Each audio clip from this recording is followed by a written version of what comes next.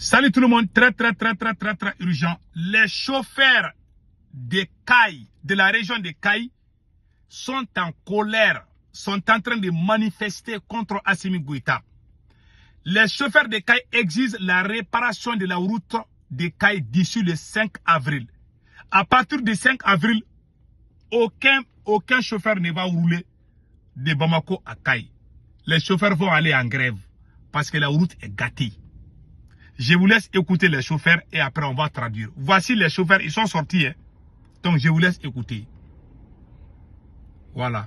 Je pense que j'ai oublié les volumes là. Ok. Écoutons maintenant.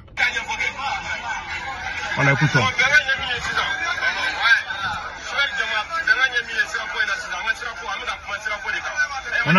On est sorti aujourd'hui pour nous plaindre contre l'état de la route des CAI.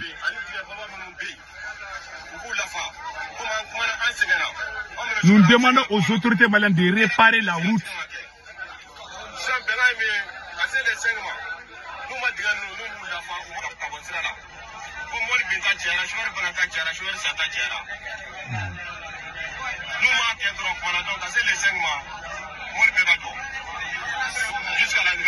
Voilà, ils disent que d'ici le 5 avril, si l'État malien ne répare pas les routes Bamako-Kai, aucun chauffeur ne va rouler. Ça va jouer sur l'économie malienne. Kai est la première région du Mali. C'est le poumon de l'économie malienne. C'est là où beaucoup de choses viennent. Si les chauffeurs arrêtent complètement, ça veut dire que c'est pas bon. Ils disent que d'ici le 5 avril, si Assimi Goïta ne répare pas les routes là, ils vont plus rouler, ils vont rester dans leur maison. Écoutons les restes.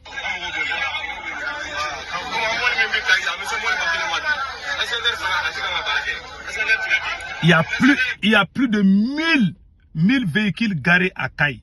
Ils sont très fâchés parce que l'état de la route est très grave.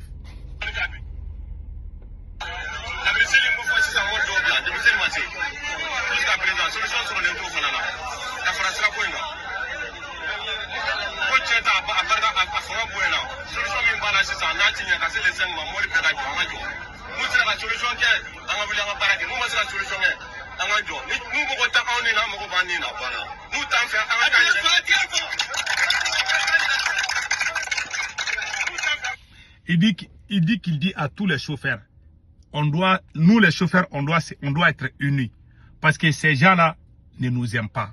S'ils ne nous aiment pas, nous devons nous aimer entre nous, nous devons nous soutenir. Et nous demandons à tous les chauffeurs de ne pas rouler, de ne jamais prendre la route de Kai. Parce que ces autorités ne nous considèrent plus. Ces autorités refusent de réparer la route. Donc écoutons les restes.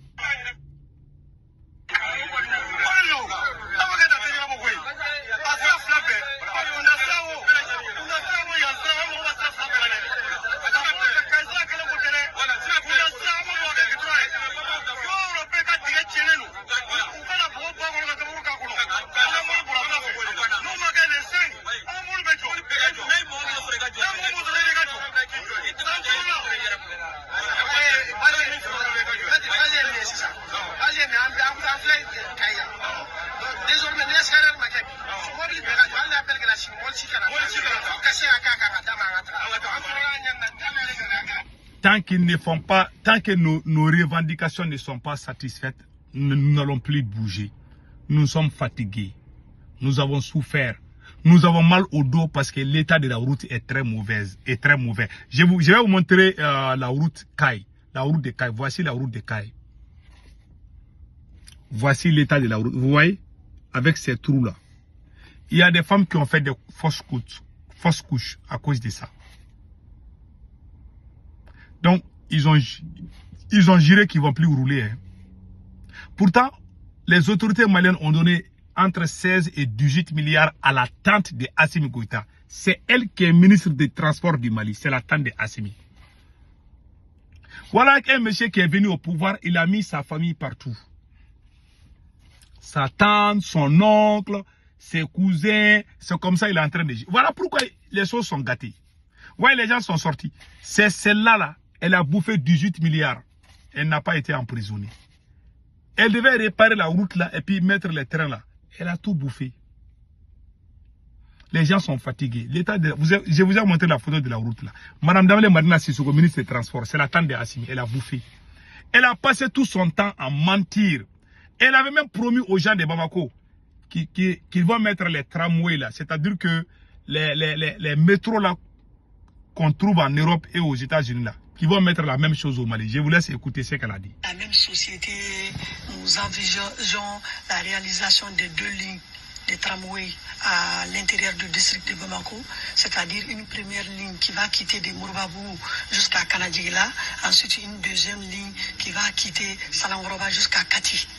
Donc avec ces 2 premières lignes, je crois que la mobilité à l'intérieur de Bamako va être améliorée. Elle a dit ça en 2023. Je vous jure, elle a dit ça en 2023. Jusqu'à nos jours. Est-ce que vous avez vu les tramways là à Bamako? Non. Bon, voilà des choses comme ça. Voilà des choses comme ça. Elle a dit ça en 2023. C'est elle qui est ministre des Transports. Et puis c'est la tante de Assimi Goïta. Elle a menti. Elle doit démissionner normalement. Elle a trahi son serment. Normalement, elle devait démissionner. Mais elle ne démissionne pas. Parce que c'est la tante même du président. C'est la femme de l'oncle de Assimi Goïta. Madame Dambélé Madina Sissoko. Non seulement elle a bouffé l'argent. Et regardez les chauffeurs. Et regardez l'état de la route de Caille. Et puis pire encore, en dehors de tout ça là aussi, quand Assimi Goïta a négocié pour la libération, Assimi Goïta a libéré plus de 200 terreaux. Deuxièmement, il a payé beaucoup de centaines de millions aux terreaux pour, en échange, les terreaux vont laisser passer les camions de citernes. Quand les gens ont commencé à montrer ça, ils sont allés montrer un cinéma à la télé malienne qu'ils ont attrapé beaucoup de terreaux, que les terreaux sont en train de confesser. Voilà la vidéo là. Vous voyez cette vidéo là? Vous voyez cette vidéo là?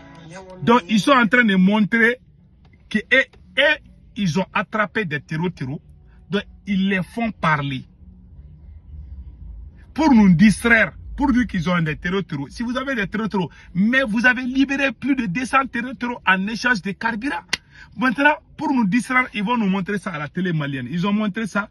Leurs virements sont en train de partager. On ne parle pas de ça, quoi. On a dit que vous avez payé les terreaux en échange de carburant. Vous avez libéré plus de 200 terreaux.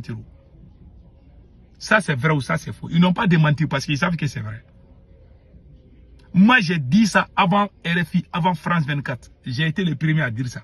Combien de fois je suis en train de dire? J'ai dit ça avant France 24. Hein? Et ça, c'est clair. C'est la vérité. Ils veulent pour nous dire ça, ils vont nous montrer, ils ont attrapé les terreaux. Allez-y dormir. Passez un excellent week-end.